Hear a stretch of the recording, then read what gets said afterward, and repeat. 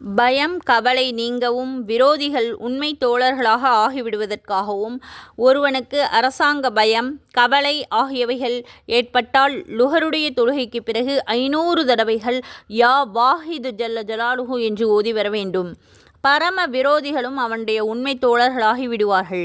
யா வாஹிதுல் பாக்கி அவ்வளு குல்லிஷை இன் வஆஹிரஹு என்று ஓதி துவா செய்தால் அவனுடைய துவா ஏற்றுக்கொள்ளப்படும். இது இத்ரீஸ் அலைஹிஸ்ஸலாம் அவர்கள் ஓதி வந்த துவாவாகும்.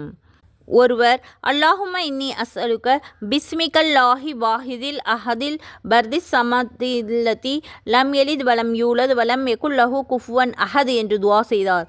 இதனை கேட்ட முகமது நபி ஸல்லல்லாஹு அலைஹி வஸல்லம் அவர்கள் எதை கொண்டு துவா செய்தால் அல்லாஹ் ஏற்றுக்கொள்வானோ, எந்த இஸ்மை கொண்டு துவா கேட்டால் அல்லாஹ் தாலா பதிலளிப்பானோ அந்த இஸ்மை கேட்டு இவர் துவா செய்தார், இவருடைய துவா ஏற்றுக்கொள்ளப்படும் என்று நபி ஸல்லல்லாஹு அலைஹி வஸல்லம் அவர்கள் கூறினார்கள். சுப்ஹானல்லாஹ்.